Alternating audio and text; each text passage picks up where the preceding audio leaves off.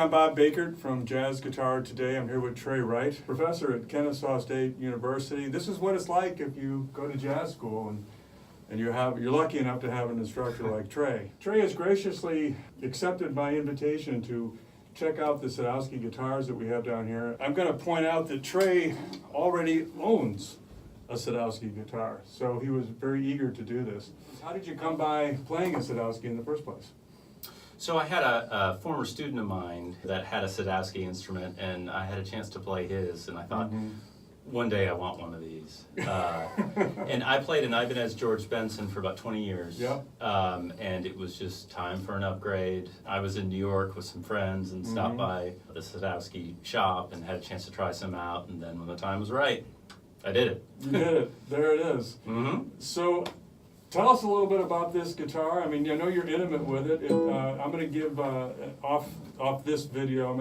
I'll explain the specs, if you will, on the guitar. But you know, what about it feels good? Why do you like it? Play a little bit. Why does it meet your needs as a playing professional? Because not only do you teach, you perform all over town, as we know here in Atlanta. So. I think what I loved about this guitar the most, and I'm still, you know, playing this particular instrument is a little different than mine, at least in terms of the strings that are on it and such. I tend to play flat wounds, but I absolutely love this sound. What I love about these guitars is somehow the instrument is able to sound very rich acoustically, but also sound very modern. And I'm not quite sure how they did it, and I can't tell you why that is. I can just tell you that's what I wanted. I wanted something that sounded modern, and I wanted something that also had a nice acoustic sound to it. And I had heard Jim Hall play on Sadowskis for years, and just loved his sound. Well, Roger will love to hear that. Yeah, absolutely. Absolutely. And I tell you, the other thing that's kind of fun about this guitar, so if I play it, you know, with the amp on, it's obviously very rich sounding. But if I play it without the amp, it still has a really great tone. And I play in a duo around Atlanta with vocalist Laura Coyle. And we started this new sort of thing we like to do at concerts. If the hall will allow it, i.e. if it's got good acoustics, I will actually turn the amp completely off and we'll play a tune acoustically. The Tony Bennett style. Something like that. And recently I've taken to walking in the audience and facing her with the guitar completely unplugged, no amp, and there's never been a problem. Everybody can hear me fine. You know, that's a 1 3/4 inch body guitar. So that's like a 335. So and it's a 15-inch bout, and for a 1 3/4 inch body guitar to accomplish what you just said is... Yeah, it's huge. It's absolutely huge. And I guess I should talk to why I wanted the thinner body. Years ago, I had some shoulder injury, and when I was looking to upgrade guitars, I kept thinking about, well, it'd be great to get a 175 or an L5 or something like that. But I just realized it's not realistic for my body. And this size instrument was just absolutely perfect. It just sits exactly like the instrument should sit, but it has a much louder tone than you would expect from the body size. Well, Roger pointed out to me that he's been satisfying a lot of the musicians in New York City for 40 years. Yeah. And a lot of what you're seeing is, you know, people coming and asking for this, that, and the other thing. And so when he decided to do an Archtop series, he had a pretty good idea of what a lot of gigging professionals wanted. You know, there's no question about it. A 3.5 or 3 inch thick Archtop guitar, you're sitting down in the studio, they sound great. They feel great, they play great.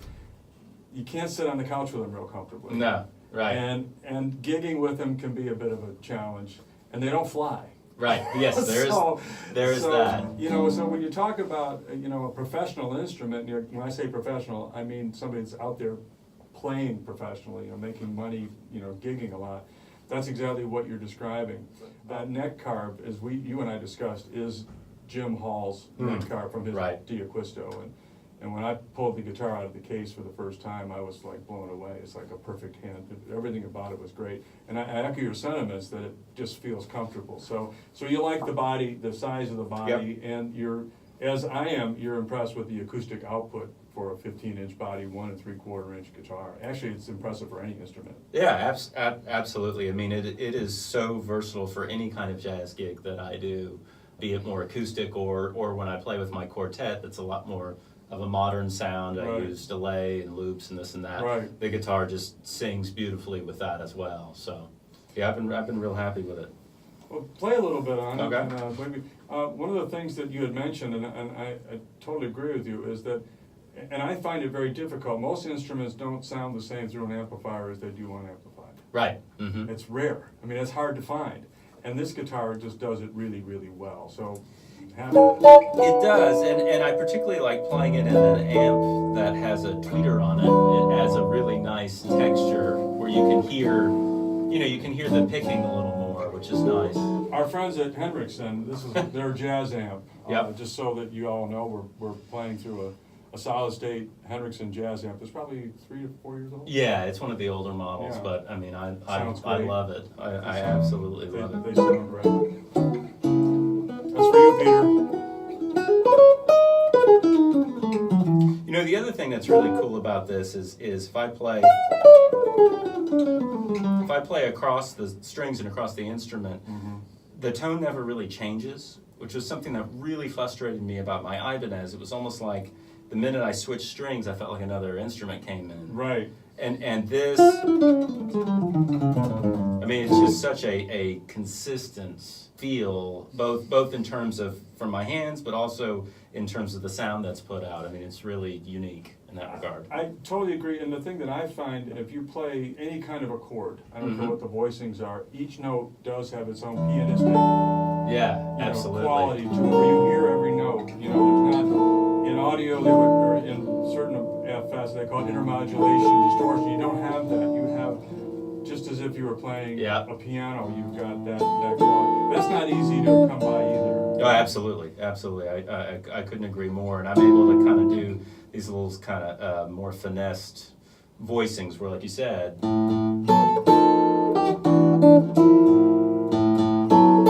Right.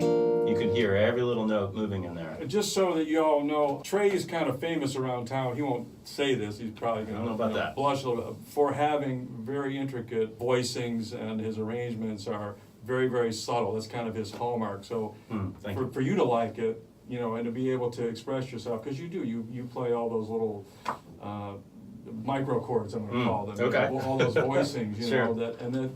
There's a lot of subtlety there, and if you're not hip to what's going on, you just don't realize something's going on. Right, You just right. hear music you like, you just don't know why, and you're able to pull it off with that instrument. Yeah, I feel for the kind of music I write, it helps everything come out because nothing gets too muddy. Everything's just kind of right in the place where it needs to be. So for the gigging professional, you got a 24 3/4 scale length. It is a 1 3/4 wide. It's a hollow guitar, single pickup. I mean, it just It's extremely light too. I mean, weighs weighs nothing. Yeah. And just to point out, this is Trey's actual playing guitar. This is one that we brought in from Sadowsky. So let's talk about the other instrument Okay. that we brought here for a minute. Sure.